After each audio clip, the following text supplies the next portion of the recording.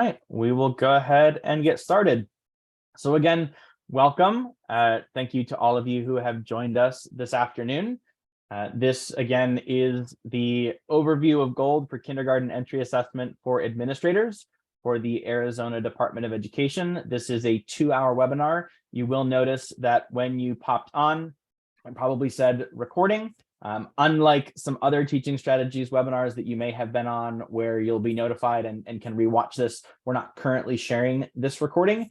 This is for some internal use purposes at the moment. We do hope that down the line there will be an opportunity to share this with you should you want to review it again down the line. I am joined by a couple of my colleagues here today. I will go ahead and let them introduce themselves.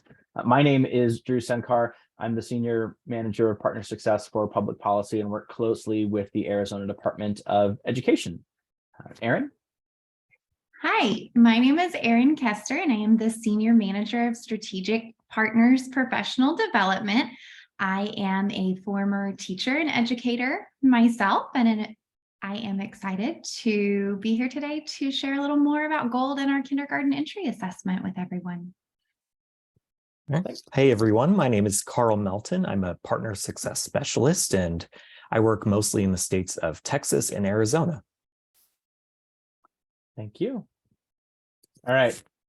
So we're going to kind of go back and forth a little bit today, sharing a bit of content. Again, if you have a question, you are welcome to throw it into the Q&A, and we will work to get to those as appropriate. We're going to try to make sure that we work through the content that we have here prepared for you. Just a couple of other housekeeping notes. We will, as soon as we get started here, throw a couple of links into the chat, that being the Teaching Strategy Support Portal, the Arizona Department of Education's kindergarten page, and then Erin will also throw a link into the space here that you will be able to access for an indefinite amount of time, I would say at least through the spring and summer of next year, that have a number of resources we're going to be highlighting for you today. And with that, Erin, I will turn it over to you. Thank you. So I'm going to start with taking a look at our learning objectives. And in doing that, I just realized I don't have the link copied, so I'm going to have to stop sharing for just a second. So sorry, everyone. We have a Padlet of resources for you today. And on that Padlet, there is an agenda. And that agenda will have these learning objectives. There we go. I just dropped it in the chat. So we should be good to go now. And in fact, while I have my presentation stopped, I will just go ahead and walk everyone through that Padlet before I go over the learning objectives. So if you click that link that I dropped in the chat box, you're going to see this web page come up right here. And this is all of the resources that we will cover today. I'm not going to necessarily pull up every single one of these over the course of our time today, but they're all things that will help support the conversations that we're having. And I probably will reference several of these throughout our time together. This link should be good for the time being, for the next several months at least. So feel free to bookmark this and use these links and these resources in whatever way is helpful to you.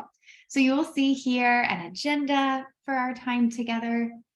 And that is everything we're going to cover today, as well as those learning objectives right there. You also see a couple of handouts. We're going to be talking about our objectives for development and learning today, what those are and how those are broken up. So you will see that. That's a nice printable resource if you need that for any reason. You'll see a couple of resources for families here, some of these KEA prompts, as well as a sample letter to families that you can use to let them know what your school is doing and how it involves them and why we're doing it. And then we'll be taking a look at some of these resources here. So the objectives for development and learning, this is actually one of our big foundational books. And we have that in PDF form here for you. And it breaks all of these objectives for development and learning down even further. I will be referencing this a little bit later, going through what this is and why it's important. So don't worry that right now it looks a little overwhelming. And then there are some specific support portal resources. All three of these I know look the same, but they're all linking to some different articles. So here is an article about completing the KEA survey, what that process looks like. Here is an article about that KEA dashboard and what you do there. And then this is actually a link to a search in our portal for KEA. So this brings up all of the different KEA resources that we have in our support portal in an easy place for you to access. And then the very last thing we have here is a little ebook on understanding our gold reports and what you need to know to kind of understand how our reports are pulled together. So that is our Padlet right there. Again, I'll be referencing some of those things. Feel free to bookmark this link, not just for the next 2 hours, but also for your own resource as well. This is something that will continue to be available to you, probably not forever, but at least for the next several months. Erin, while you're pulling that back up, I just wanted to note that there was a question in the Q&A around any resources being available in Spanish. And I would just note that many of our resources are available in both English and Spanish. I don't off the top of my head recall which ones that are currently in that that Padlet link are available in Spanish, but I do believe a number of them are. So we can work to have that updated to include those links as well. One of the notes in the Padlet, excuse me, and the link that I had thrown into the chat in the support portal, many of those are also available in English and Spanish and contain closed captions and subtitles and a number of other options as well. Thank you. So these are our learning objectives for this webinar. We want to take a look at understanding what those knowledge, skills, and abilities are that are most closely related to our kindergarten readiness. We want to understand the parts of a progression for development and learning and how that works with our kindergarten entry assessment. We want to make sure we know what reporting tools we have available within My Teaching Strategies. Just so you know, we're not going to get really deep into reporting in this webinar. We're going to touch on where reports are and some of the reporting features that you have, but we will have a follow-up webinar in the future where we will get deeper into reporting features and make sure that everybody understands all of the range of reports you have available to you and that you know the process for pulling any data or reports that will be necessary for sharing with different stakeholders. We're going to take a look at how teachers will be using the kindergarten entry assessment, as well as a few other features that are part of our Gold platform. And we're going to look at resources that are available for supporting that implementation. For example, those support articles that I just showed you the links to. We're going to make sure you know how to find a lot of help and support where you need it. So to get started, we need to make sure we all have the same definition of assessment. Here at Teaching Strategies, we use the NACE definition, the National Association for the Education of Young Children.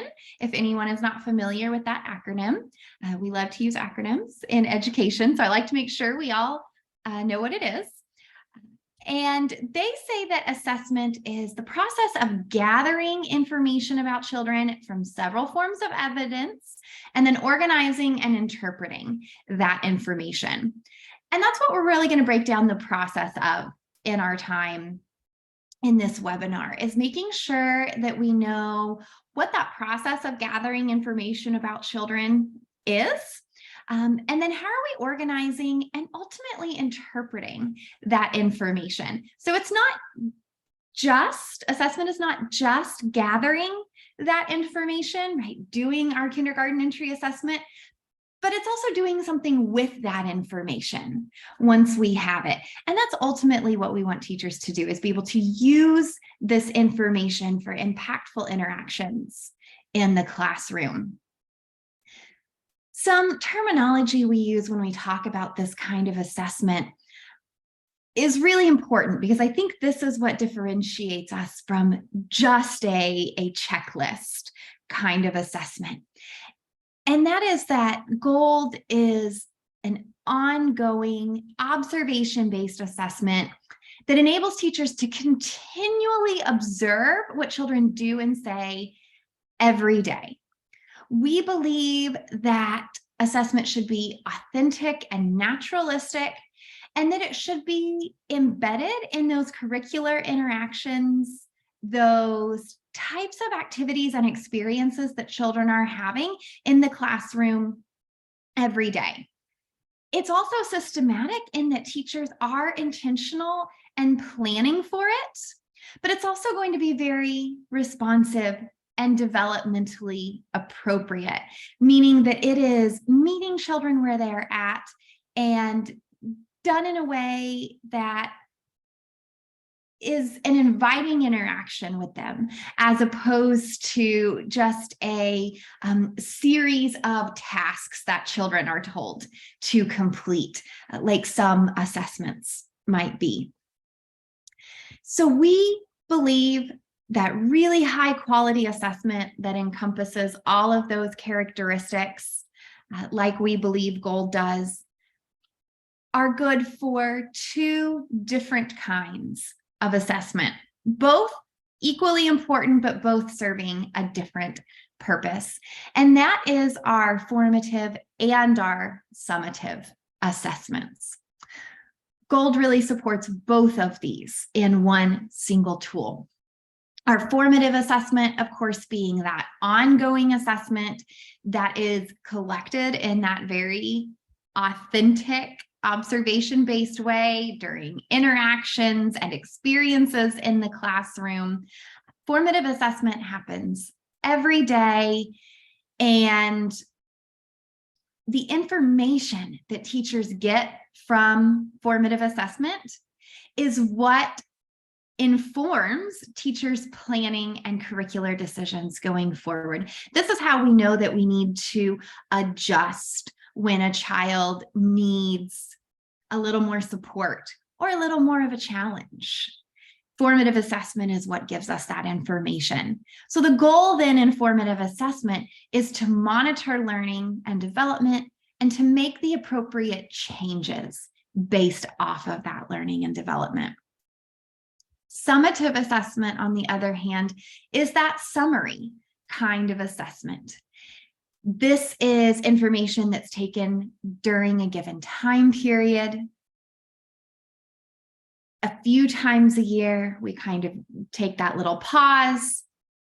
We take a look back at all of the information we've gathered, often through the formative assessment process, and we summarize that. We share it with important stakeholders, whether that be families or administrators. And the goal of our summative assessment then is to evaluate the larger picture of learning and development and understand progress that individual children have made, but also be able to track and identify trends that we see across groups of children or classrooms or even entire schools or districts. That summative assessment gives us that big picture. Both are vitally important in education to getting where we want children to go.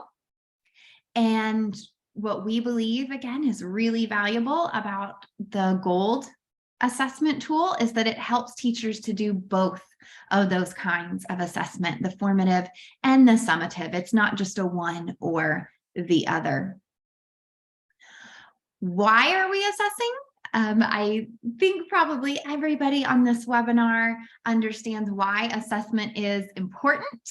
We need to be able to observe and document children's development and learning over time, so we know if what we are doing is working. And then we can use that information to help us plan our instruction. We can support individual children who need that support. We can identify children who may need a little more help or screening. We can communicate with families and other important stakeholders about what's going on. And ultimately, we can use all of this information, like we just said, to paint that broader picture of what's happening in classrooms, schools, districts, states. So we know where we are headed, if we are meeting those big picture goals, and how we can make adjustments based on that data. This can also help drive things like professional development planning, coaching opportunities, things like that as well.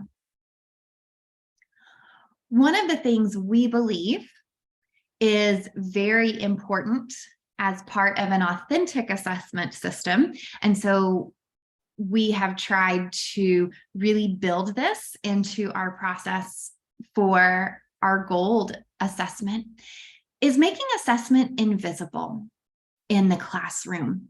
We really want assessment to happen in the context of everyday classroom activities.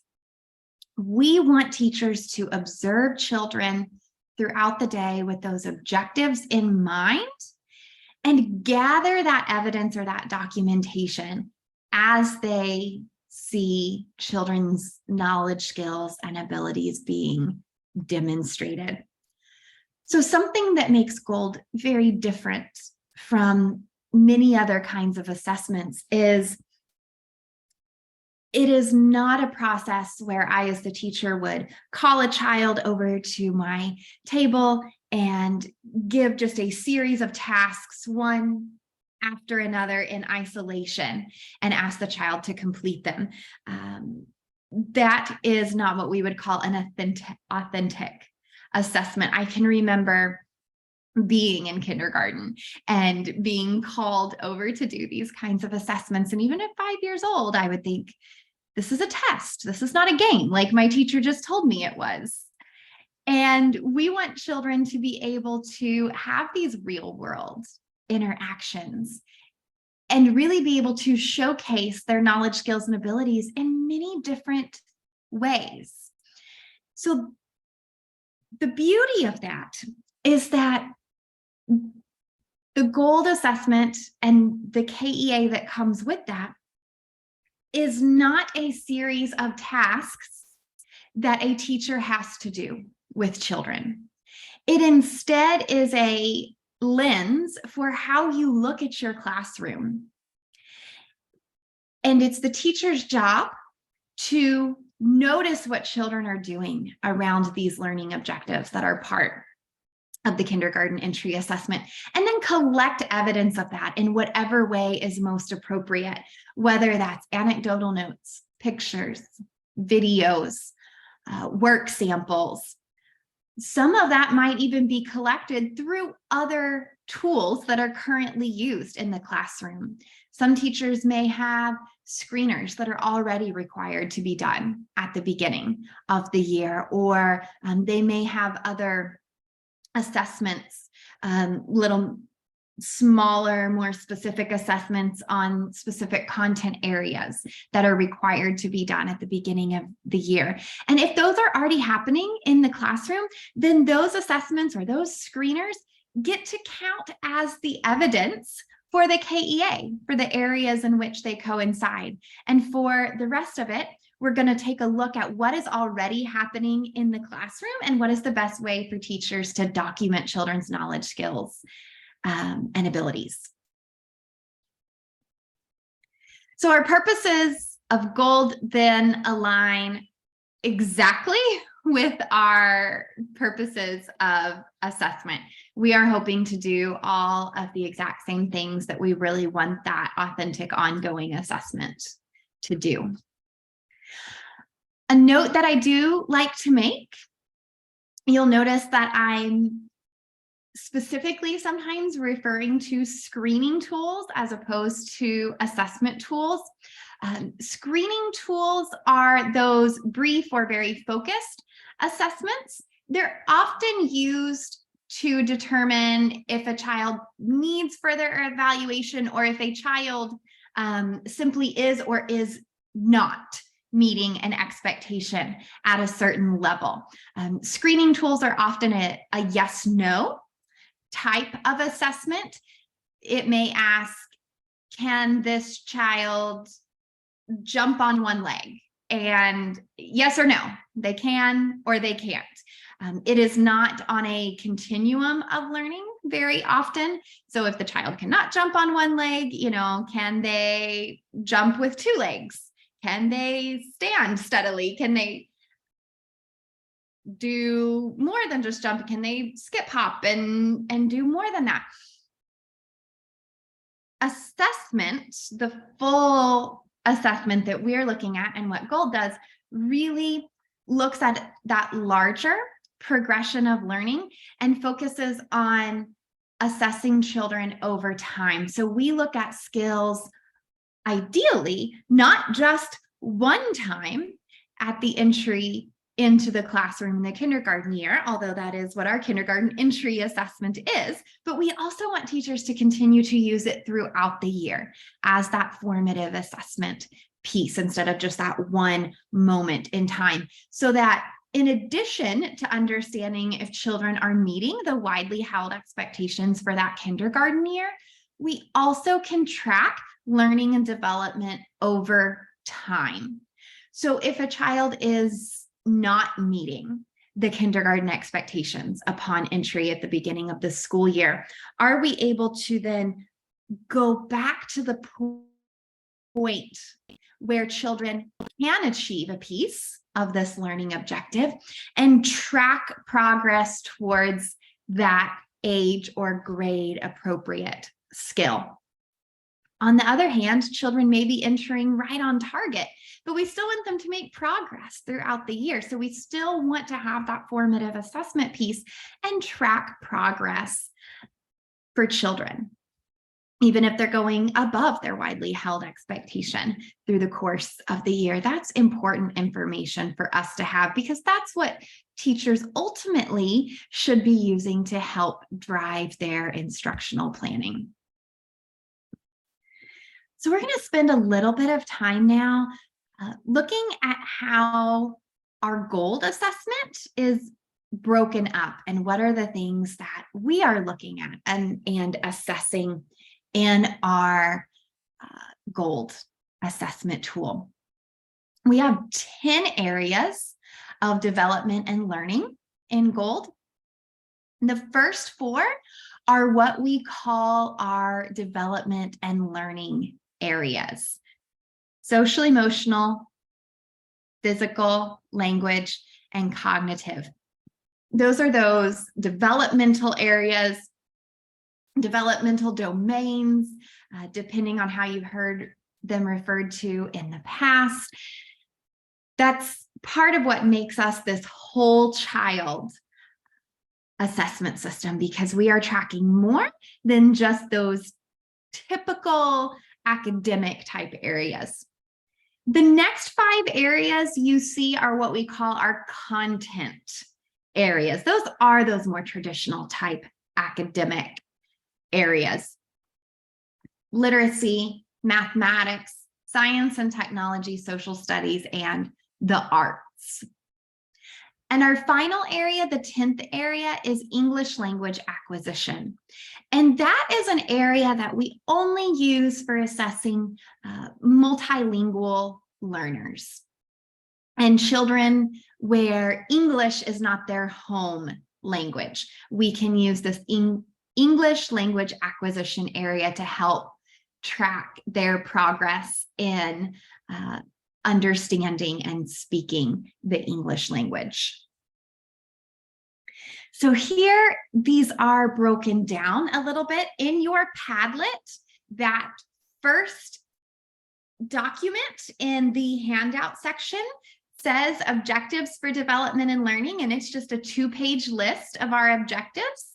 If you want to pull that up, that will give you a very similar list to what I have up on the screen right now. It's actually the same list, it's just organized a little differently. I know that this screen is probably going to be a little difficult to read in a webinar format. And so that handout is there for you to follow along with. We have 38 learning objectives broken up among these 10 different areas. And I just want to stop and make a quick note. I know as we get into some of the specifics, there's probably going to be questions that arise. We are going to have a Q&A time at the end. So if you want to keep those questions, feel free to drop them in that Q&A box in your toolbar. So that way you don't have to remember what that question is the entire time. And we have Carl and Drew who can help answer some of those questions in text, and some of them we might save and discuss as part of that Q&A time at the end. So I just want to make sure everybody knows that, as I see a few hands raising here or there. And I know it's also easy to hit that hand raise button on accident. But if you are raising your hand to ask a question, please go ahead and drop it in the Q&A for right now, so that we can either answer that by text very quickly, or we can save it for the Q&A at the end. So our learning objectives are broken out through these 10 areas. You will see that we break out our specific skills, and we break them out even a little more in depth than just those 38. So anything here with a number is a learning objective. We have one, regulates own emotions and behaviors, but then you'll see that one is broken out even further here. And I'm gonna,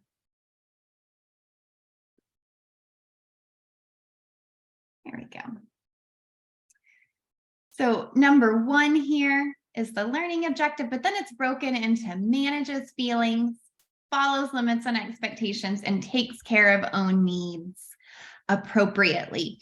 So teachers would be able to kind of track progress and understanding in each of these 3 areas. Manages feelings, follows limits and expectations, takes care of own needs appropriately. And the same for each of these, because often these learning objectives encompass more than one skill. So for example, here at number 7, that fine motor strength can be broken down further into 2 very important, we call them dimensions, but 2 very important kinds of fine motor. So uses fingers and hands to kind of accomplish all of those different tasks, but then also specifically using writing and drawing tools.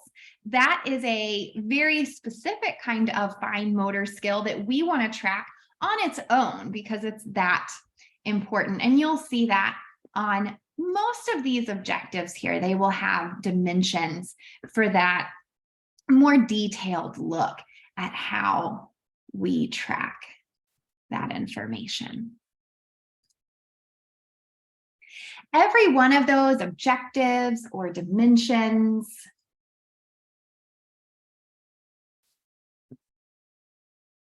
has a progression that goes with it.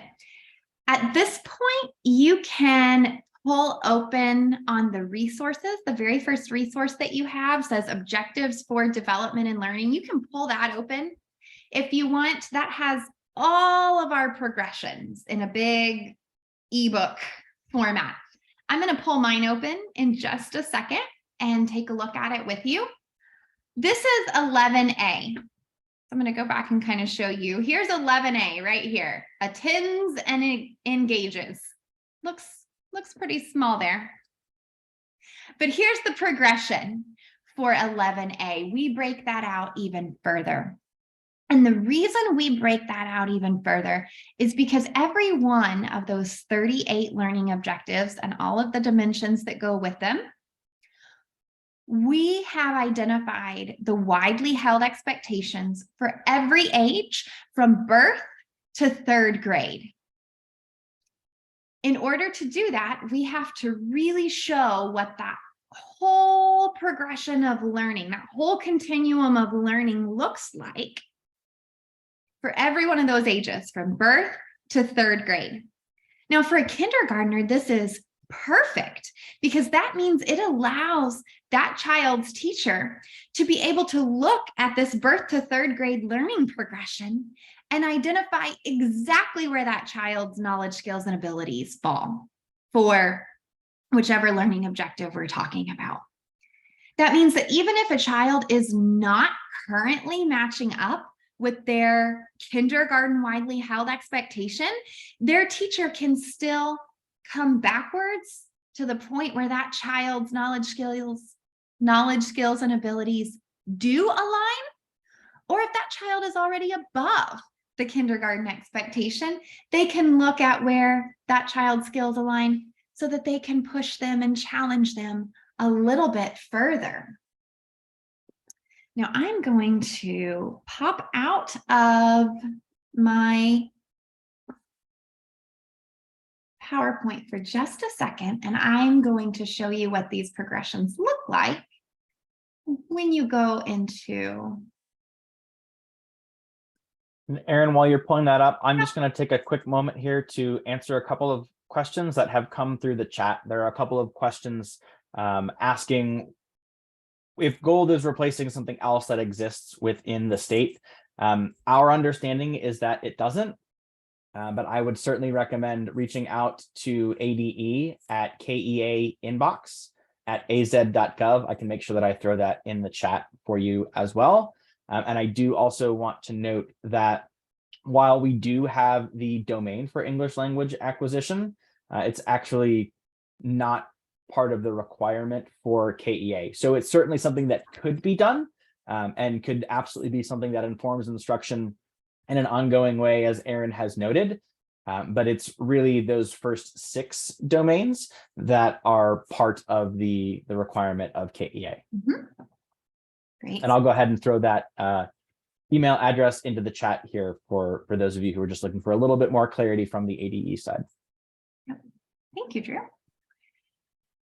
So this first link under resources, like I said, there's your objectives for development and learning. I'm going to come up to the top here, and I'm going to skip the first little bit of that. I'm going to come right here to the first actual page, and this is where we start to break down the progressions for objective 1. So you can see a little different than what I had on my screen a second ago.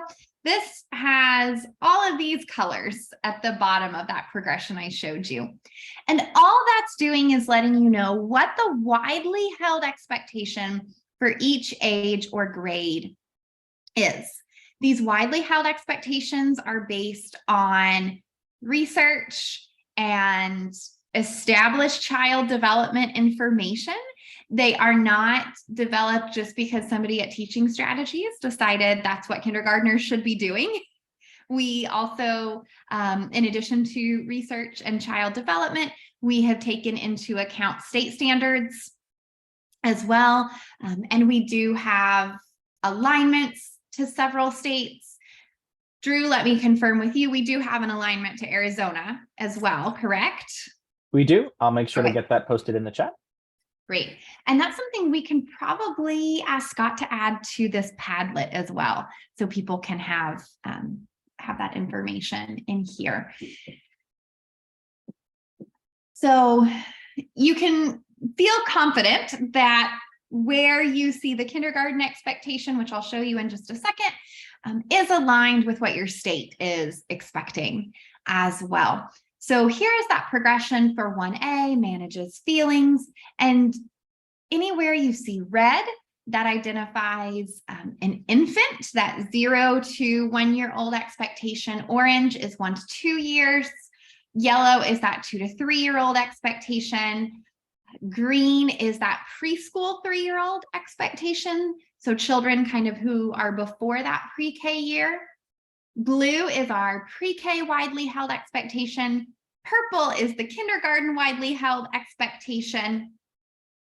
Pink is the first grade. Gray is the second grade, and brown is the third grade widely held expectation. And in a little while, Drew's going to get into some details about the kindergarten expectation and how that works within your kindergarten entry assessment, and what is kindergarten readiness and how do we identify that. So I'm not going to get that deep into it yet. He's going to walk us through that. But we do have that as well. Kind of, we have identified what our kindergarten readiness expectation is, so that when teachers are completing that kindergarten entry assessment, they know what it is we're asking for and looking at. But for general assessment purposes, what's important to know is that teachers are going to use these bolded indicators at the top of these levels to determine where a child's knowledge, skills, and abilities line up. You see these bullets underneath, those are examples of what a child may do or say when they have mastered this indicator. And then if you come down to the bottom, you can see where that indicator lines up. So for 1A right here, let me get my little tool out again. So for 1A, you can see the indicator 6 is able to look at a situation differently and delay gratification. Examples of that, maybe when the block area is full, this child looks to see what other areas are available. Or maybe they say, I didn't get to paint this morning. I have an idea. Maybe I can paint after snack time. So children who have mastered this may do things like that. And that aligns with our 3-year-old pre-K and kindergarten widely held expectations. You do often see these expectations overlap because development is not a perfect stair step. Children do not automatically gain new skills just because they move up to the next classroom or just because they have a birthday. Progression often overlaps. It can be a little messy. It may take time for children to fully cement and master a new skill.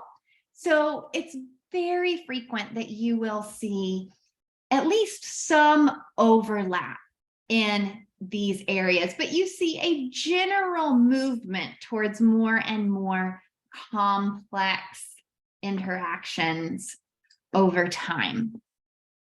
And just to say one more time, probably everybody understands this already, as I've already talked about the birth through 3rd grade, but I do get this question very frequently, so I want to make sure I'm very clear. The goal is not that children start here at the beginning of the year and end here at the end of the progression at the end of the year. This is a birth to 3rd grade continuum.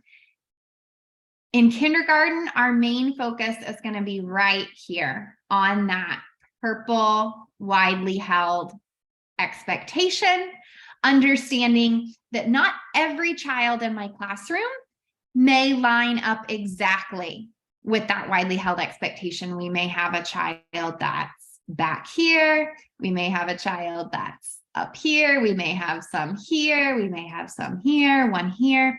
Children are going to fall. Their knowledge, skills, and abilities are going to fall in different areas in that continuum, but we use this purple to kind of understand what the kindergarten expectation is for development.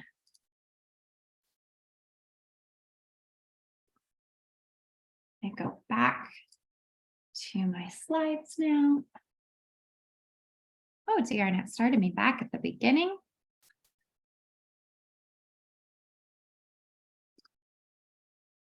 So you may have noticed in those progressions as you're looking that there are those blank in between levels. So in between each of those indicators, there is a blank level. And that means that children may not have fully mastered that indicator yet. So when children are still emerging in a particular skill, it may sometimes be inconsistent, or maybe they're not doing all of the skill. Maybe it needs a little bit of support. Maybe the teacher has to give a little hint or clue. That may give us some insight that this indicator, recognizing and names a few letters in their own name, it's emerging. They're getting there. They're beginning to learn that. It's not that they don't have any of that skill yet, but they haven't mastered it yet. They're not consistently, independently recognizing and naming a few letters in their name. So we can use this in-between level to clarify that a child is emerging in this next level up, but they have not yet mastered it. You will see in several of those indicators, we have semicolons or the word and. And that means that children need to do more than one thing in order to master that indicator. And then sometimes you'll see that word or, and that means children can truly do this or this to master that indicator. They do not have to be able to do both of those things. So for this one, a child can draw or construct and identify, what it is. And that means they have mastered. But in this one, they have to be able to tell about experiences in order, provide details, and evaluate the experience. So 3 things, and then a semicolon. So that also means and recall 3 or 4 items removed from view. So that indicator has quite a few things children have to be able to do in order to be considered at a level of mastery. That means that children may be at that in-between level for a little while then, because they have to be able to do all of those things in order to have mastered that indicator. They might hang out in that emerging for a little bit longer if they're trying to get all areas of that indicator. This is a really nice little flow chart to think about if a child is mastering a specific indicator or not. We say, is the child consistently demonstrating the indicator? Are they independently demonstrating the indicator? And can they demonstrate all aspects of the indicator? If the answer to any of these is no, we're going to stop and consider using that in-between level. If the answer to all of these is no, if they're not demonstrating any of the indicator, not at all, not even with that prompt or support, then they may not even be emerging in it yet. But if they're demonstrating some of it, but not all of it, it's not independent, it's not consistent, then we probably need to use this in-between level. If we can answer yes to all of these, then we can say this child has mastered that indicator level and feel confident as marking their knowledge, skills, and abilities as such. Because Gold uses these progressions that go from birth to 3rd grade and really allow us to always look back at the point where children are demonstrating or mastering skills within a learning objective, even if it's below their grade level. This is a really great tool for all of our children, and especially our children with disabilities, who may, on certain parts of an assessment, if it's only looking at grade level and nothing else, they may, for some areas, have more no's than other children may have. But since ours is able to kind of go back with that progression, we can always find the point where the child is demonstrating a piece of this learning objective. And so because of that, this is a very strengths-based tool. We can look at what a child can do and then track that progress over the course of our time with that child so that we are always focused on what they are able to do and how much progress we have made, instead of only focusing on whether they are just meeting grade level or not. We're going to do that. That's important, but we can get that bigger picture so that we can be very individualized for all of the children in our classrooms and make sure that we are using that information to tailor learning experiences for all of our children in our classrooms. So we are going to take a look now. If you want to, in that Objectives for Development and Learning book, the one with the progressions, open up or scroll down, I guess it's more of a scroll, to 17A, Uses and Appreciates Books and Other Texts. We're going to watch a video and walk through how we would assess this child's knowledge, skills, and abilities for 17A, Uses and Appreciates Books and Other Texts. Mikey is in kindergarten. This is the progression we're going to use right here. So kind of take a look at some of the indicators that we might be looking for as we watch this video. We're going to be looking to see if he's showing interest in the book, such as gazing at the pages or bringing the book to an adult to read. We're going to look at if he's orienting the book correctly, if he's turning the pages from front to back and recognizing it. We're going to take a look at if he knows some of the features of the book, such as the title, the author, the illustrator, the front and back covers, if he understands specific authors. That's a lot right there. But those are some of the things we're going to be looking at as we watch this video. Oh, I am so sorry. I did not mean to stop that screen share. Here we go. So we're going to watch this video now and walk through that process together.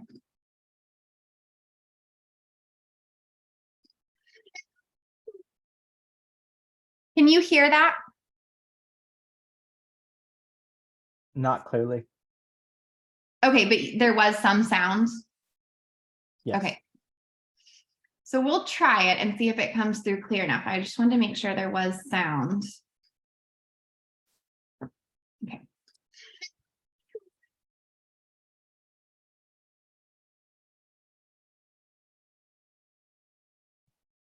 Now there is not sound. Well, let's see, it doesn't have. Let's open it up. Okay. Well, that's not helpful. If there's no sound.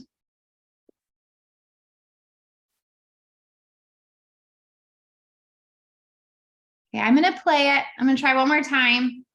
Drew, tell me if there's no sound again when I play it, okay? I think I have everything.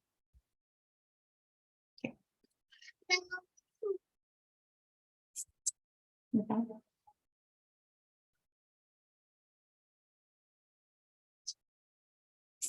Let's see, it doesn't have. Let's open it up and see if the author's on the inside. Let's see. That's at the end. Let's go to the beginning. Let's go to the beginning. Well, it says who the pictures are by. And look, his name Michael too. Michael Ricketts. Is this the part? That's the beginning. See, this is one. That's the first page. Look, my tooth is loose. That's right. It says my tooth is Robert. I said loose. Okay. So I know you may not have been able to hear that. Great. We saw Mikey interacting with that book. He saw the cover. He identified it as a tooth book. And we saw him opening that book, kind of asking some questions as he was trying to figure out how to orient it, where information about the author might be. As he kind of opened it to that first page, she was like, is it here? Do I start here? So we saw him interact with that book in a few different ways. We would then look at this chart, or this, I'm sorry, progression right here, and see which of these indicators kind of best aligns with what we saw Mikey doing. So he was able to orient the book. He recognized what it was. He turned to the first page and kind of verified right here. And when he was turning the pages, he was doing it correctly. So we saw a really great demonstration of a level 4 there.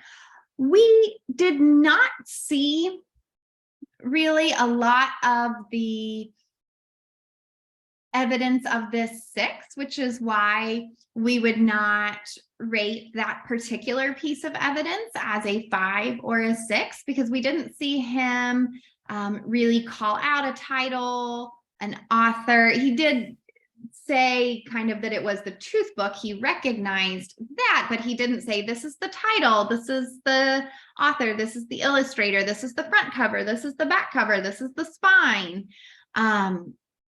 There was nothing in this video to let us see if he connects certain books to authors. We just don't have evidence of that. It doesn't mean Mikey absolutely can't do those things. It just means in this observation, we don't have evidence of that. We would need to watch Mikey in some other interactions with books to see if he had any of the knowledge, skills, and ability for this level 6 up here. There we go. I just kind of talked through that.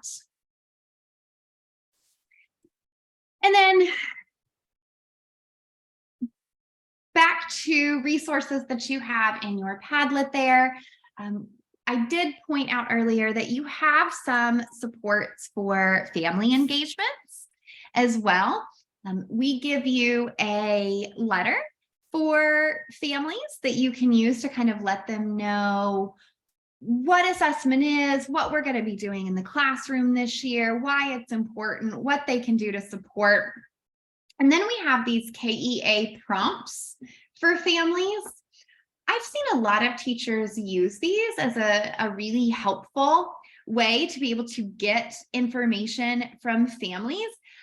Again, because we want to collect this assessment information in an authentic, observation-based way. The classroom does not have to be the only place that we gather that evidence. Families often have really valuable evidence to give us about what their children are doing at home. And sometimes children do different things at home than they do at school. So these are some prompts for families, like how does your child meet some of their needs? For example, when they get home, are they taking off their coat and hanging it on a hook? Are they putting their shoes in the shoe mat when they get home? Whatever it is. And families can give this information back to teachers, and that becomes then evidence for teachers to use in order to assess that child's knowledge, skills, and ability. So for each of these prompts, we tell the teacher exactly which of the objectives and dimensions that this prompt aligns with. So if families have information for any of those, then they can help teachers get that back, and teachers can then use that as evidence to help with the kindergarten entry assessment and with the larger formative assessment tool as well.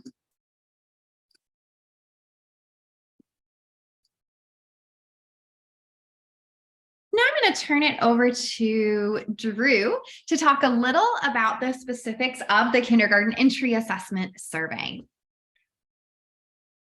Yeah, all right. So, Erin, you're welcome to keep your screen up, or I can go ahead and share mine as well. Yeah, I'm happy to let you do that. And that way, if you need to annotate or anything like that, you are able to do so.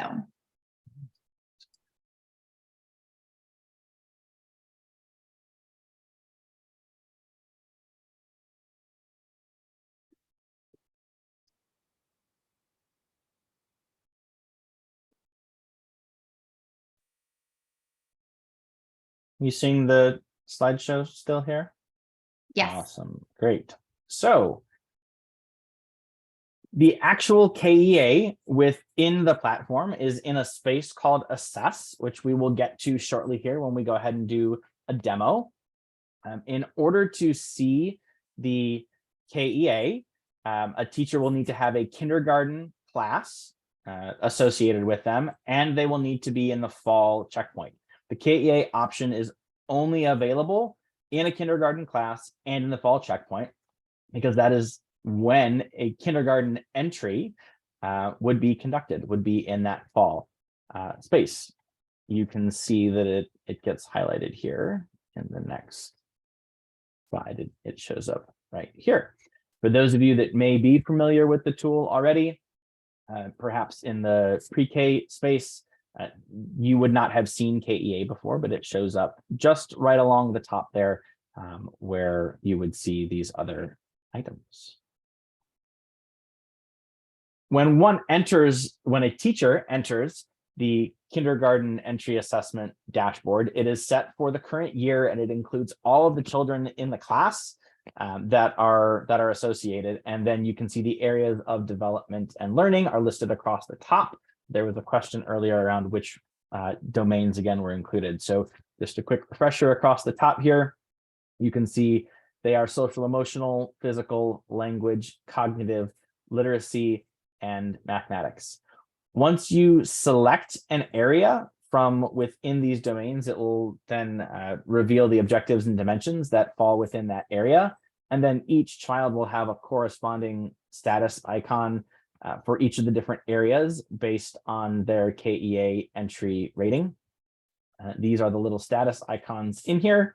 And then when you select a teacher, or the teacher selects the ratings, you'll see these little icons change as they move through.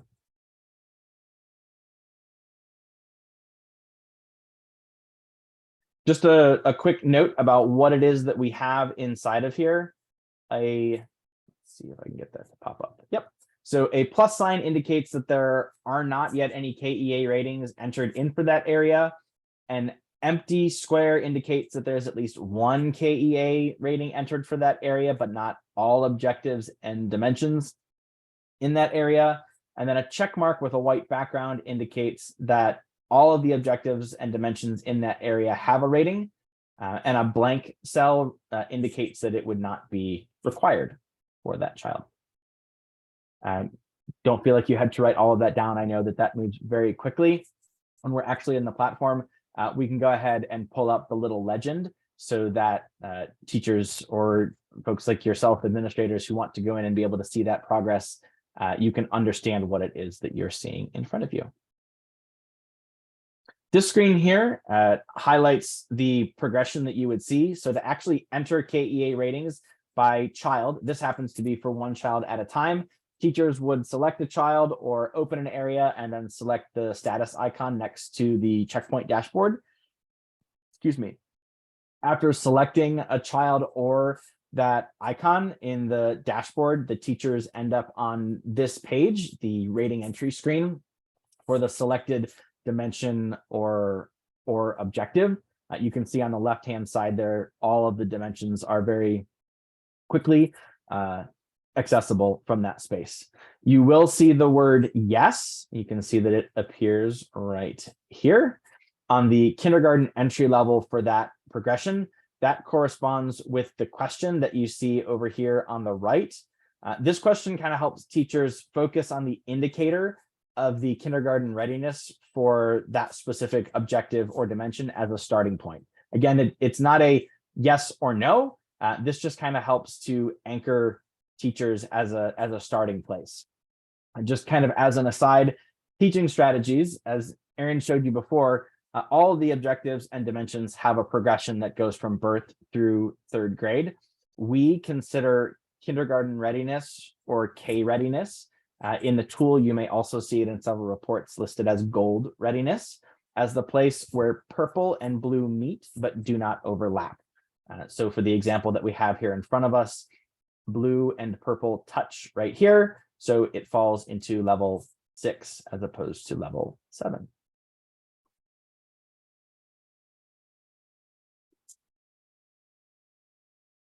Once they've entered that rating, they can go ahead and hit save and continue, and it will continue to take them through. There will be a question for every dimension to help those teachers who may not have, familiarity or comfortability yet with understanding what it is that they've observed, and really help them focus in where in the progression the child exists. You can also enter KEA ratings by an entire class. So this would be for all children in the class on the same screen at once. Previously, we just saw the individual child here. Now we see the full class. The entry process is again the same, but rather than go one child for every dimension, we can include all children for each of the dimensions, and again walk through a very similar process there. And you can see this is very normal within a classroom, that not all of the children are going to be at this level. This is simply a starting place that we want to highlight for those kindergarten teachers so that they can begin to see what that might be. And I don't know that it is in here. Yep.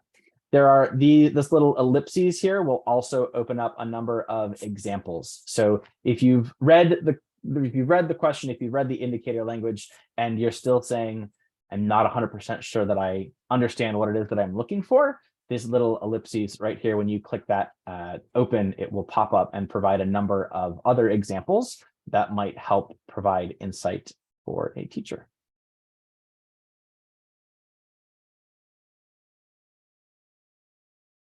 Once we jump back out to that dashboard, there's a gauge on the KEA survey dashboard over on the right that shows the teacher's progress in completing the KEA ratings for each objective and dimension, and then at a higher level at each of the domains. The bar graphs show how far along they are in completing the KEA ratings.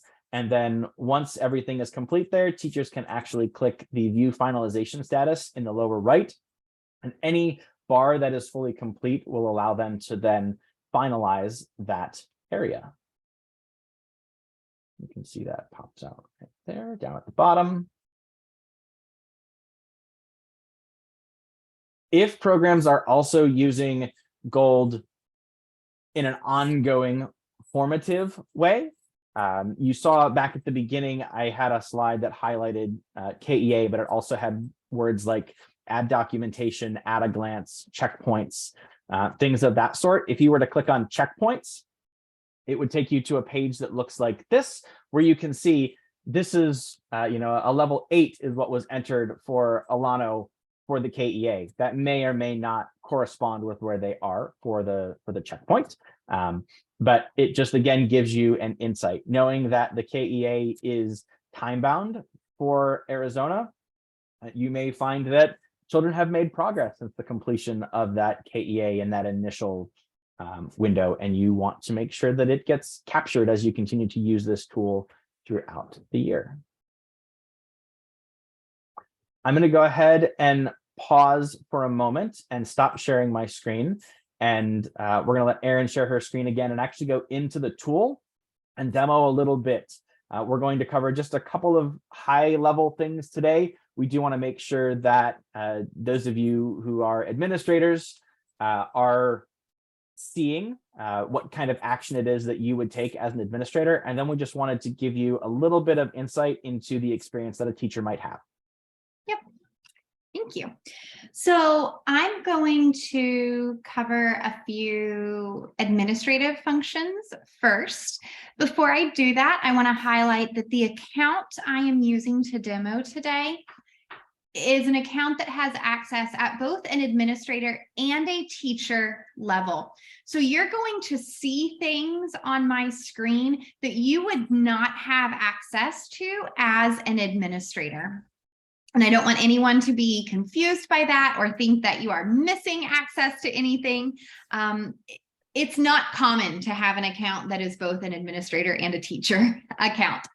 I have that so that I can demonstrate the features of everything. But just because you don't have things like add documentation, explore the library, etc., it does not mean that you are missing anything. If you have a strictly administrator account, your opening page is going to look different and your menu is going to look different. So I'm going to go into the first thing I actually want to do quickly is, before I even show you administrator functions, I want to show you just a couple of profile things, just so everybody is aware of what is in here. So anytime you click on this little initial button, should have your initials up here, that's when your menu drops down. And if you're an administrator, you're just going to see the majority of these things that are up here at the top. You're not going to have an emulating button. I'm in an account that is actually not my account right now, so I'm emulating somebody. You won't have that. And you won't have a manage a class name unless you are attached to a classroom, and you won't have these classes down here. But you will have this button that says manage my profile. And if you go in here, this is where you can change things like your name, your email address, your position, anything important. You can also open these preferences here. And this is where, if you would prefer that your personal site display in Spanish when you're viewing it, you can click that Spanish button and save. I don't have her password, so I can't do anything about that right now to demo that for you, but you would type in your password and click save. And then this platform for you only, not for your whole site, would display in Spanish. So we do have that option to view your site in English or Spanish. And you also have an option to sort children by first name or last name when you're viewing children. That's more of a teacher function, but you would have the option to make that change as well. And that just kind of, different places have different preferences, whether they want it to be alphabetical by first name or alphabetical by last name. And so now I'm going to go into the administration tab. So again, just on this button, administration. And this is where I can do things like add sites, add users, add classrooms, add children. The first thing you're probably going to need to be able to do is add a site if you've not already done that. I do not have access to do that because of the level of this account here. I am a site level administrator. I would have to be a program level administrator in order to add sites. But if you are a program level administrator, you will come to your sites link. You will click this add button right here. And then you would fill out the information that it gives you and click save. And that is how you would add your site. So here you can see a site that's already been added. And this is the kind of information you would be adding to it. Address, phone number. Once you have users in, you would designate those administrators, all of that good stuff. After you have sites, we're going to have to add users. This is how you're going to put your teachers in and any other administrators that you need. So I can add a new user. And you're going to choose whether this is a teacher or an administrator. You have an option here for team member. This is likely not an option you would use. Team member is how we would add an account for people who have access to maybe just a scattering of children and perhaps even from different classrooms. They don't have the same kind of access that teachers have, and it's often not the choice that most people need. Do not add your teachers as team members. Do not add your administrators as team members. This is often used for, say, if you have an ELL teacher who would pull just a couple of children from a couple of different classrooms and work with them one-on-one, and you want this person to be able to add documentation for just the specific children they work with, you might add them as a team member. I don't know that that's an option anyone here will really use all that often. So I would stick for the most part with adding teachers as teachers and administrators as administrators. And then you're going to make sure that they are filtered into the appropriate site. If you have more than one site, you'll have to choose what site they're in. Then you'll add their name, email,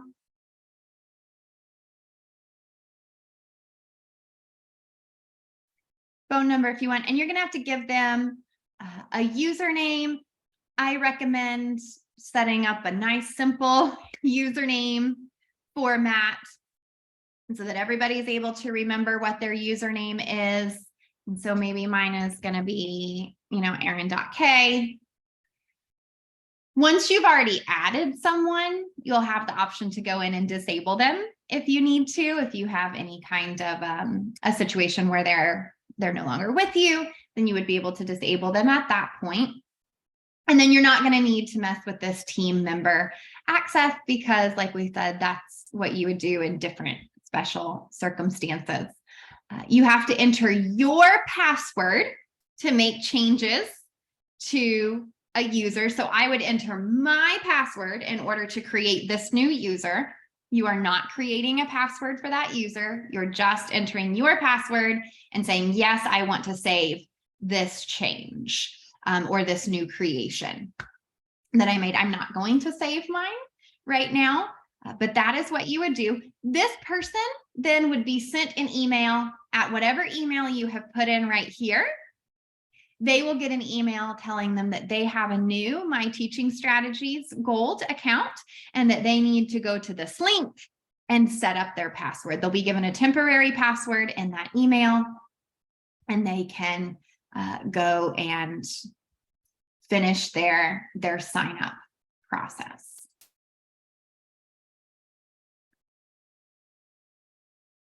And then classes. So administrators can add classes. Teachers can also add classes for themselves. So that is something I think it's often easier for the site or the program administrator to do. So if you've already set up classes for your teachers, let them know that they do not need to set up their own, that you have already done it. And again, I'm just going to click this add button.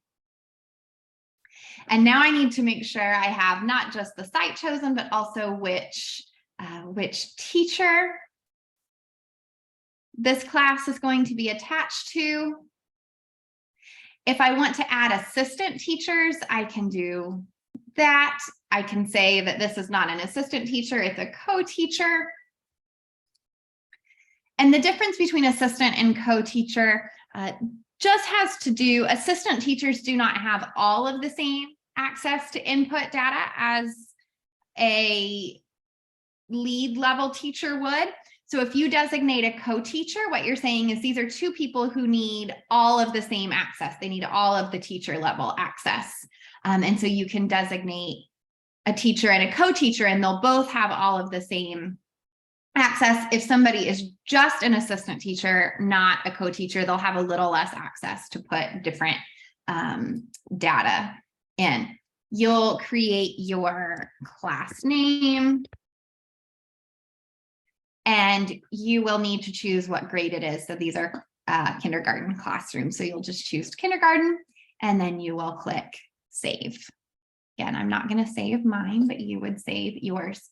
You can always go edit any of the entries that you make at any point.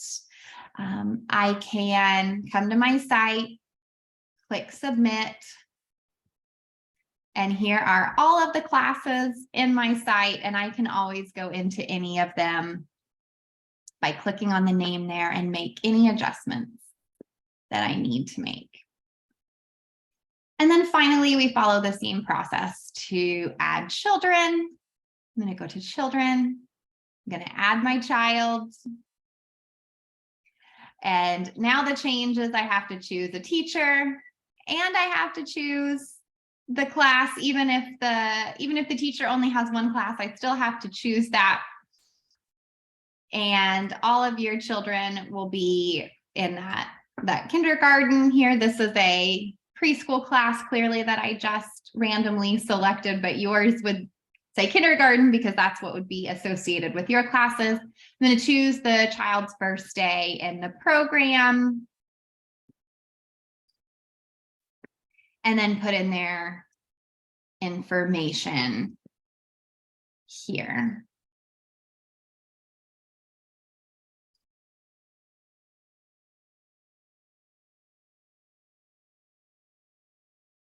I'm going to hop in and answer just a couple of quick questions that are in the chat. Erin, can you scroll up to the top of this page for me? Yes. The first thing I want to note is that right underneath my teaching strategies, where Erin has been clicking, it says program, sites, users, classes, children, goals, license settings, etc. You do need to move from left to right. So you need to make sure that sites are created before users because users have to live in a site. Users are created before classes because classes have to be assigned a teacher when they are created.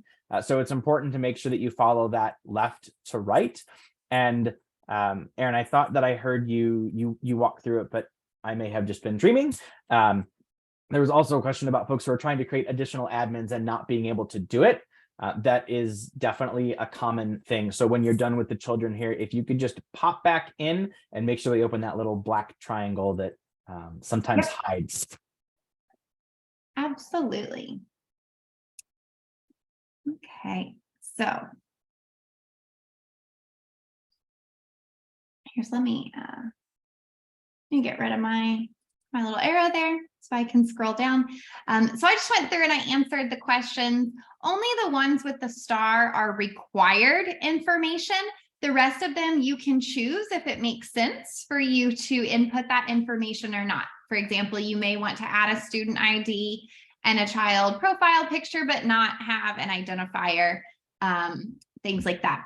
Nickname is an important one I like to highlight because that is not like a cutesy nickname. That is this child goes by something other than their given name.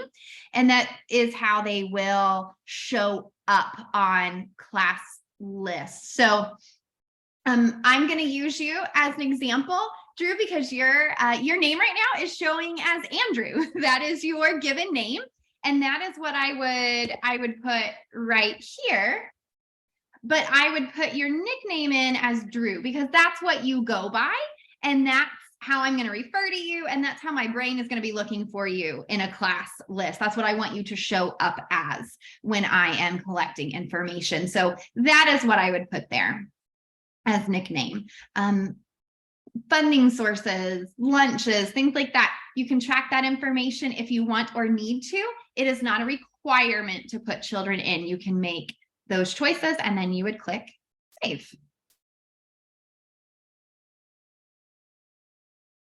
I'm going to go back to add a user because we were talking about adding administrators. So I would choose administrator here, and then I would click this little triangle so that I could designate the site that my administrator is in.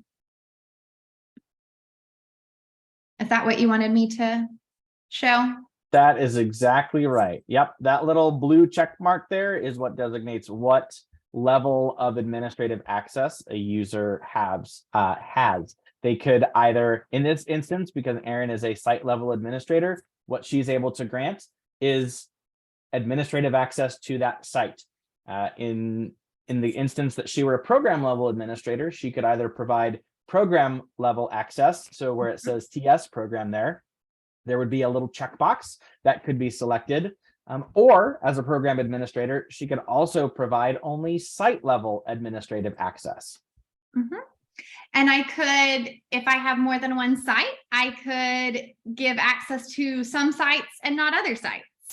And so I can have, you are an administrator of this site, you are an administrator of this site, so that everybody has appropriate access. And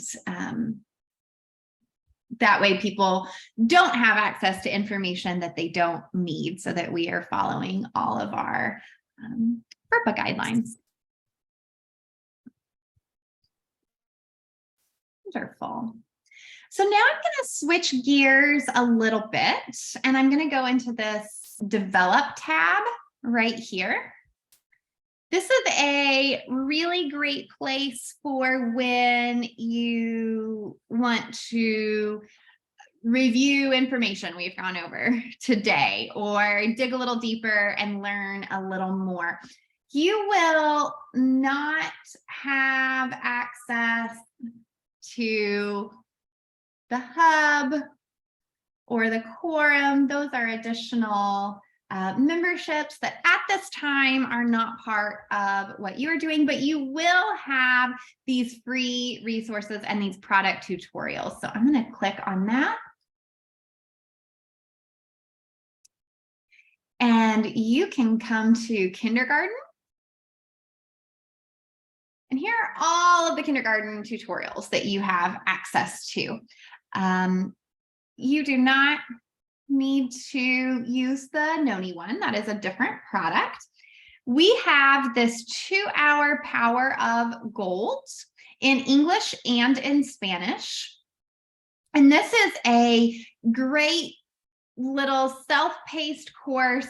Like I said, just 2 hours on using gold as a formative assessment tool, and also how to use several of the features of the actual gold platform that we're in right now. So each of these modules has several different tutorials.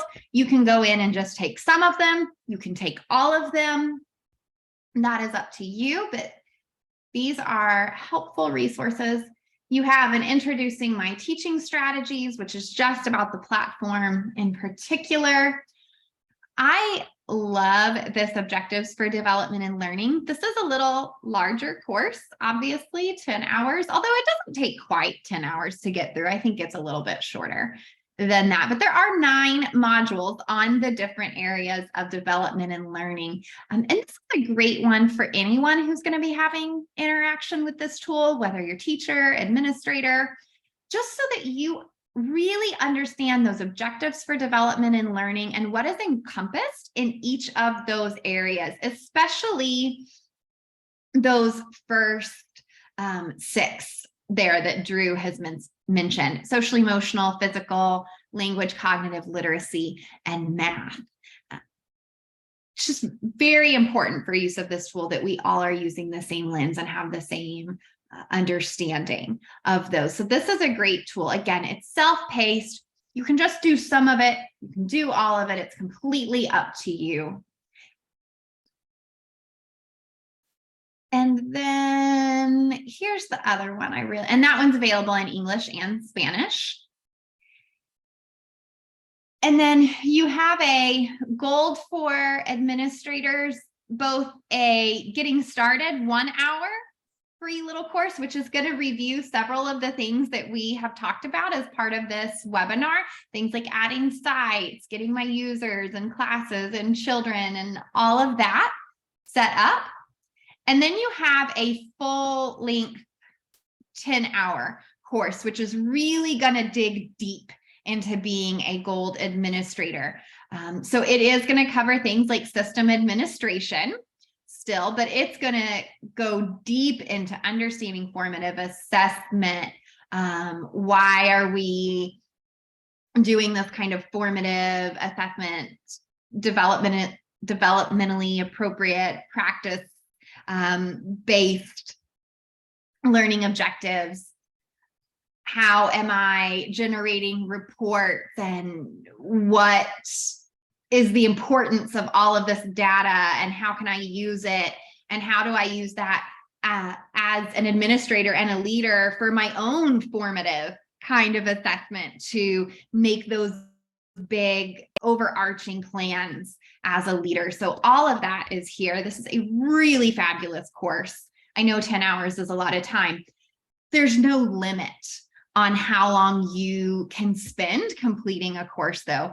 So if this is something that you really want to support the practice of, in your school and be a great leader who understands all the ins and outs, I really recommend doing this course, even just little by little as you have time. You can just do one module at a time and come back to the next module when you have time. You can see these modules are in and of themselves are very short. So you can kind of do those as you have 10, 15, 20 minutes here and there. When you get to the end, if you complete every module and every tutorial in a course, you do get a certificate at the end of it showing that you completed a 10-hour course. So you do get that kind of for your continuing ed hours. And we do have this brand new, this just came online a couple weeks ago, our introduction to our kindergarten entry assessment as well. So this is for administrators, teachers, whoever wants to better understand our KEA tool. And then in my assess tab here, just showing you, this is a tab that you will not have access to, but just to kind of show you a little bit about what teachers have access to and would do. Here is that KEA survey that Drew was telling us about. So here's what that would look like. Just like his screenshots, teachers can kind of click here and start that assessment process. You can click that right there to show my example. I can get more information. I can click on that to view my progression. There's just a lot of information here on these pages. I always encourage people to get in these pages and just start clicking around. You're not going to break anything. I think it's really best in understanding this tool to just get in it and start clicking and start learning. You know, always go back and clean things up later if you save things you didn't want to save. But that's how you're going to learn, because there is a lot of information here. And as someone who initially learned this tool, not as an employee of this company, but as an administrator who was responsible for helping teachers learn it in a school, the biggest thing that helped me was when I finally just got in and sat down and started clicking around and learning what different buttons and different features did, and worried about going and cleaning it up a little bit later. But just spending that initial first couple of months really deepening my understanding. Teachers do not have to complete all of this at once. You can always click that save and continue. I'm not going to save anything right now because this is not my account. And it looks like I did save those. Okay, well, that's fine. Like I said, I can clean it up later. It's really not a big deal. Teachers also are going to have this add documentation feature right here. And this is how they can add documentation for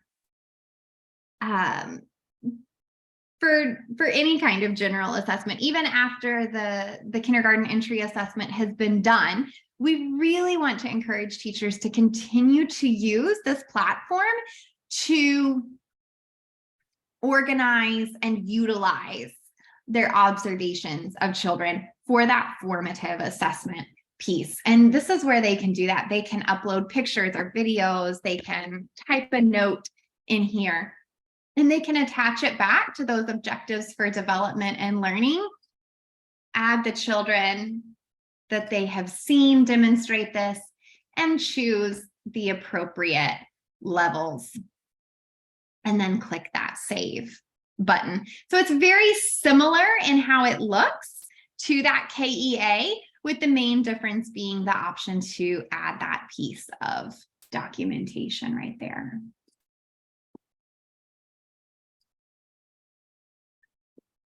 Okay. So I am going to pause right there. Can you? Oh, Yep.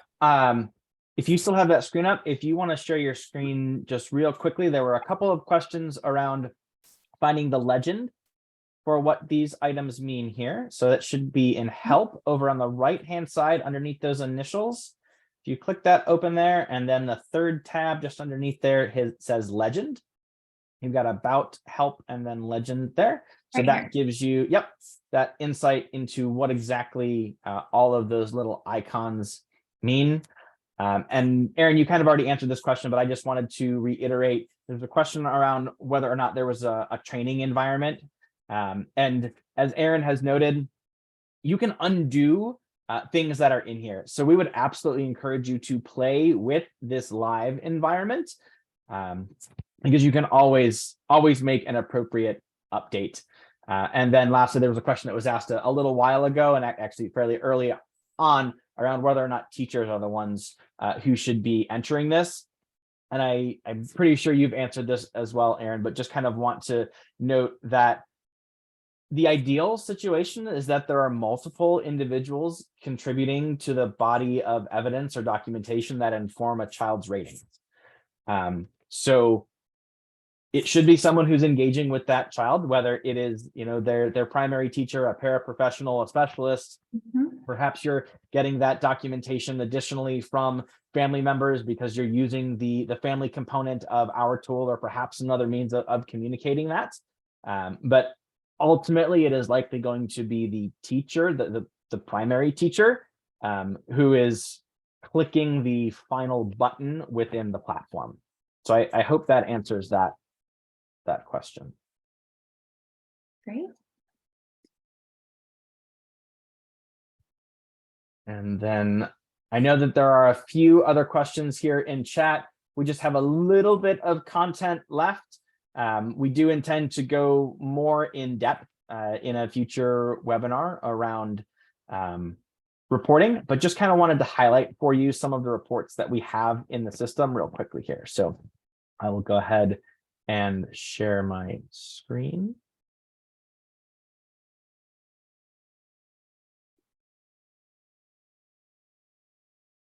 Okay, and you can see the slideshow again there, I think. Yes, okay. So we do have a number of different categories of reports. And once you actually have everything into the system around, a child's knowledge, skills, and abilities, you can begin to use these reports to make decisions around how to plan for future engagements with those children. Category 1 are reports that we would say are teacher reports that can be used to inform classroom instruction. You can see there are 3 different reports there: the class profile, 2 class profile, and the individual child report. Category 2 are teacher reports that are used for sharing with families. Again, you could use the individual child report. My personal favorite is the development and learning report. It is an incredibly useful report and is also presented in an incredibly family-friendly way. We also have programs who are utilizing the report card report that exists within teaching strategies and using that as their formal report card. Category 3 would be reports that teachers and administrators can use for monitoring and kind of as like a checklist, so to speak. That would be the documentation status report and the assessment status report as noted here. And then category 4 are those administrator reports that are really primarily used for some sort of ongoing progress monitoring or outcomes reporting. And those reports would be snapshot by dimension, snapshot birth through grade, comparative, and growth report. There are a couple of others that get a little nuanced in here that I don't want to go too far down because we're going to cover them in a future webinar. But I know that there have been a few questions that have come to the team around how do we know what teachers are doing regarding their own training for this tool. And I would point you towards category 6 as far as reports are concerned there. That would be the inter-rater reliability report and the online professional development report. Next here are really just a series of screenshots that take us through a number of the different reports here. This is the assessment status report. This can help you quickly and easily see the progress of the KEA survey collection. This will automatically generate for the current checkpoint. It can be done at either a program level or down at a site level. It gives you the percentage of completion broken down by each of those areas. This is another view of the status report that takes you down into a more granular look, where you can look at the individual class and then individual children. We do have the ability to filter this in a variety of different ways.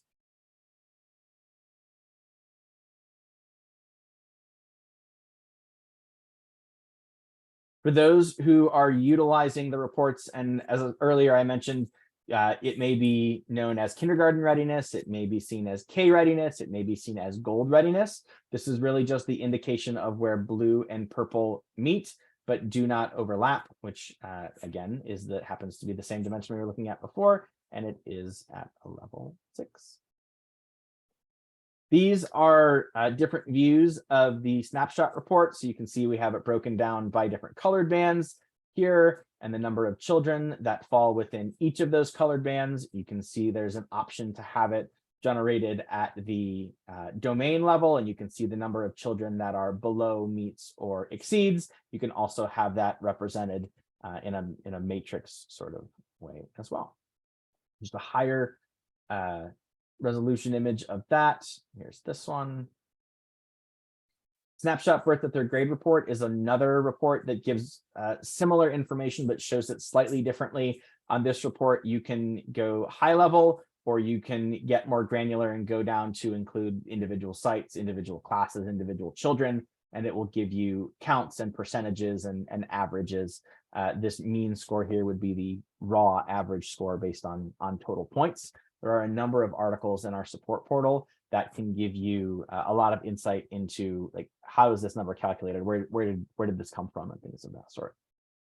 One of the other common reports that gets generated, and for those of you that are looking at this tool and thinking it would be really great to have this tool utilized throughout the entirety of the year, the comparative report is a really great report for that, because it allows for you to generate data over multiple checkpoints. Some of these reports are designed to show a single snapshot in time. Some of them are designed to allow you to generate from one checkpoint to a next. And then there are a variety of parameters from within that. So this is just an example with a singular checkpoint selected and then broken out by domain level, but you could do fall 1819, and then perhaps we wanted to do fall 1920, or maybe it was spring 1819, and you can see those side by side and see how things change at various levels.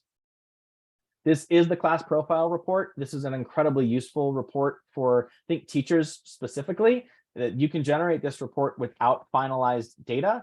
Something we didn't talk a lot about today was the idea of preliminary ratings when we're adding documentation. The teachers who are going through the 6-hour training do get all of that content to explain the difference and the benefit to them and how it really will help them, as they progress through the year. But the purpose of this report is to show all of the dimensions down the left-hand side, and then all of the children that are in the class. And then you can see that we have the purple color band here. Children whose name falls within the purple color band would be within the widely held expectations. A child's name that falls to the left or right would be outside of those widely held expectations. This is the individual child report, so very similar to the class profile report, but rather than showing all children, you can see up here, we're only doing it for a single child. But here we can do multiple checkpoints over the course of time. So for fall, for this dimension, they were here. For winter, they were here. So it's a way for us to see a bit of progress over time. The development and learning report is the next report. And as I said, it's my favorite report. I think it's a really great way to share insight with families. It is a very positively based report. It identifies what a child is currently doing, and then what it is that they might be doing next. And all of this content in here is taken directly from the progressions. So it gives both the teacher and the family some concrete way to see where a child is and where they might head next. You can actually share these directly through the platform. If families have been added, there is a share button that will allow this to just be sent via email. It could also be printed and sent via another method. I'll go ahead and stop sharing my screen here, and we can begin to wrap up.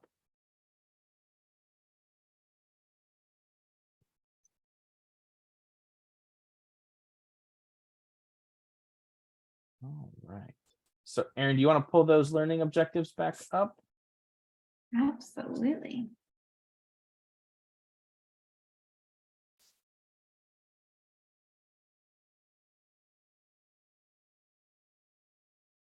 Okay.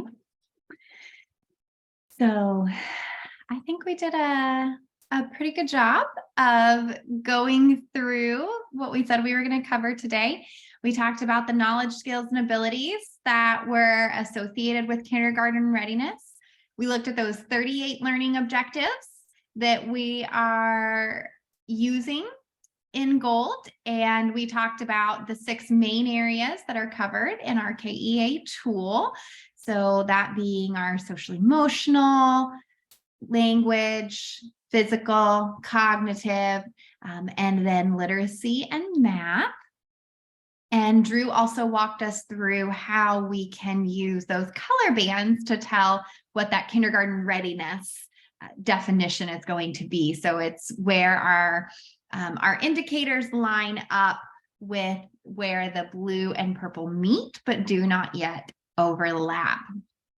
We took a look at the progressions and the different parts of the progression. So those indicators that tell us whether we have mastered all of a skill consistently and independently. We have those examples, and we have our color bands at the bottom to tell us our widely held expectations. And of course, the purple is what identifies the kindergarten widely held expectation. We took a brief dive into the administrator reporting tools that are available, and we will likely have some follow-up on that at some point where we dive a little deeper into those. In the meantime, you can use that develop area that we took a look at to complete some of those self-paced courses if you would like to dive into more of those administrator tools on your own. We looked at how teachers will use that KEA survey and what that looks like. And then we identified those supportive resources that you can use. So you have access to that Padlet. That Padlet has those links to some of those support articles, as well as that develop tab. So what I'm going to do, and I'm going to have to back out of here for 1 second, and then I'm going to pull it right back up. We do have a little survey, although now that I say this, we don't. So I'm sorry, I'm thinking through something as I'm going through it a little too late. We're not going to do the survey today, so don't worry about that. So we are going to just wrap up with our Q&A.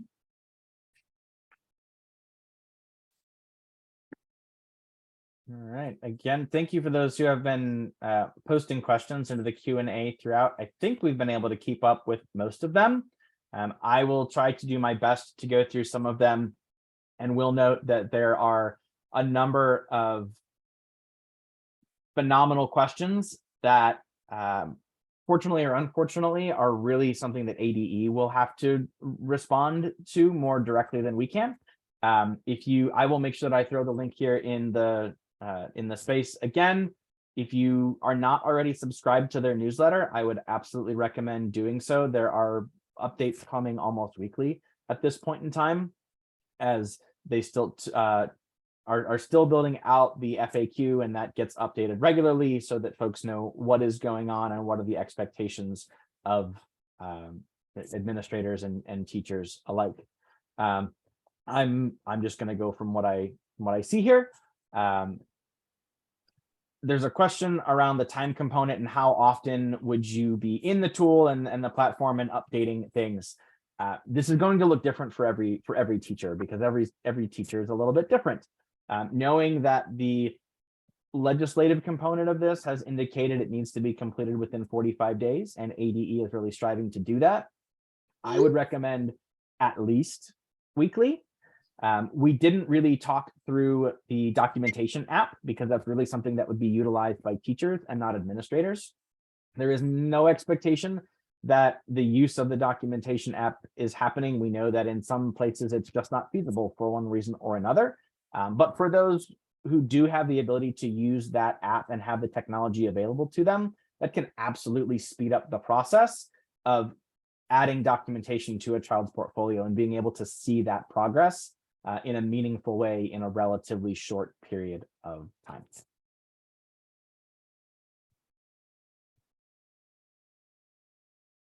Our understanding is that documentation is going to be required, but exactly in what form that looks, I don't think guidance yet exists around it. We know for a variety of reasons that photos and videos simply may not be permitted for folks and may not really be an option. And documentation can take many different forms. I think Erin showed an anecdotal note when she was walking through. That is certainly one form of documentation. There are a couple of printable handouts that, again, the teachers are going through, one being the on the spot. There's an alphabet form. There are a number of different tools that are available to teachers that we do make sure that they get when they're going through their training. Some documentation may simply be taking a photo of a checklist or of something else that they have done, and could be applied to multiple children.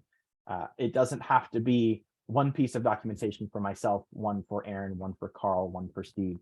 You could create one piece of documentation and associate it with multiple children, which also helps move that along. Just going through here.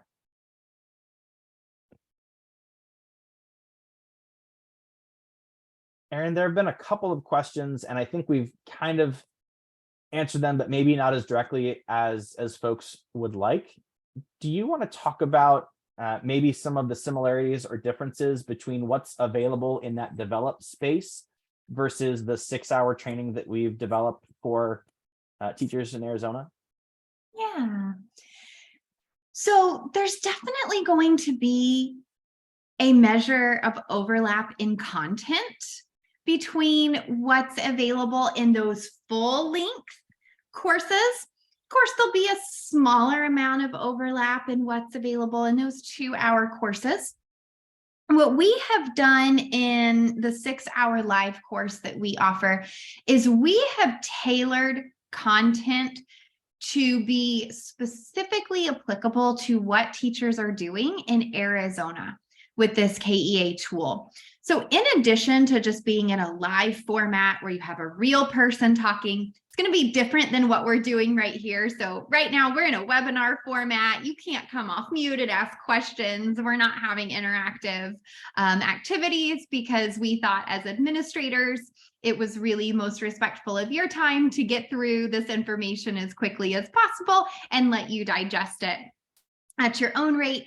That 6-hour course with teachers, it's not a webinar. It is a true professional development training. So the trainer is going to be with the teachers who are going to come off mute and do activities and go in breakout rooms and talk about information together and really have this shared group learning. So it's going to be a little more individualized anyway, just by that nature. And then it's because we developed it just for the Arizona KEA teacher cohort, it's going to take information from several of those self-paced courses that you see into that 6 hours. So to get all of the same information we have in that 6 hours, you would have to take probably 3 or 4 of those self-paced courses. Those self-paced courses are great. I love those. Don't get me wrong. I think they're very valuable. I think they are really great for teachers who, for whatever reason, are not able to attend a live training. Maybe they're hired after all of the live trainings are offered, which those will continue to go for a while. By the way, those are not done. I think we have them scheduled out through February right now, but they're not ending in February. There will be more options after that. But if you have a teacher who's hired next October and they were never able to get into any of those initial ones, then they could use those self-paced courses. I think those are also really valuable, again, as administrators, when you're getting kind of a shortened bit of information, you can use that to go in and do some of your own self-study. And I also think they're great for teachers who have taken the live course to go back in and review maybe some specific points.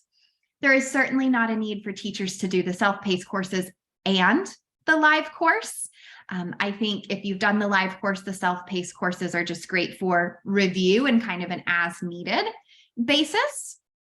And I would always recommend, if teachers can get to one of those live courses, to do that first and as the top priority, so that they can get that face time in front of a trainer and be able to have specific questions answered and hear everything kind of firsthand and ask those questions when things aren't quite making perfect sense. Those groups are capped at 35 so that our trainers can have plenty of time and bandwidth to answer questions and offer support.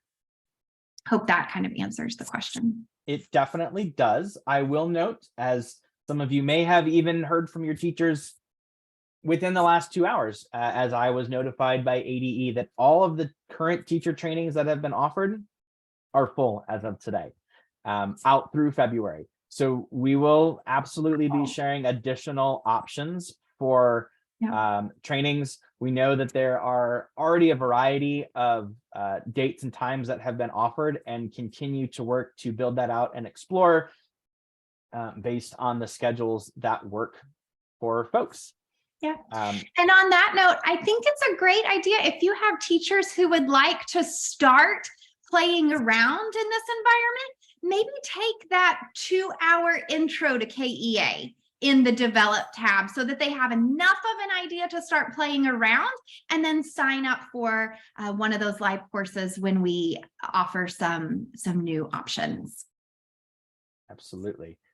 There is not a certificate for today, but we do have the full registration list, and we will make sure that that gets shared with ADE so that they're also aware of who is actually attending these, so they can help understand where some additional pinpointed support or insight may come from. We have just a couple of minutes left here. Just taking one last look.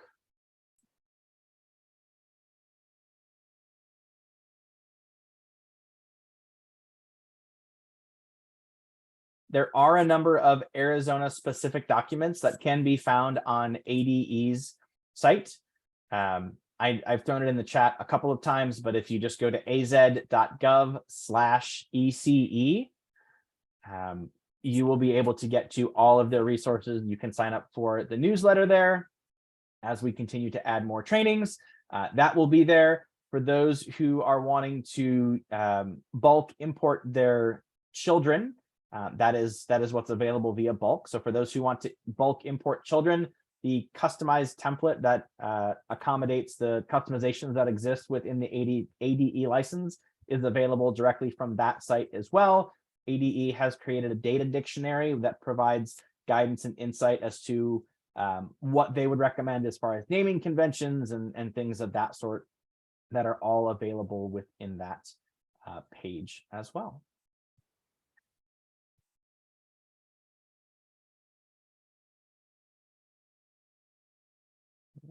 And I don't see anything else, but Erin, thank you for joining us today. Carl, thank you for joining us today. Absolutely. All of you in attendance, we greatly appreciate you taking a little bit of time as we have this tiny window here between the holidays to really shine a little bit of light onto this. This is year one. This is a capacity building year where we want to make sure that everyone is beginning to understand the tool and will feel confident when we get into next academic year. So please don't hesitate to reach out. If you need to reach out to the teaching strategies team, you can reach out to azkea@teachingstrategies.com. If you have questions that you think may more be geared towards ADE specifically, they can be reached at keainbox@az.gov. Right. Thank you. Wish everyone a great rest of your day, and thank you for joining.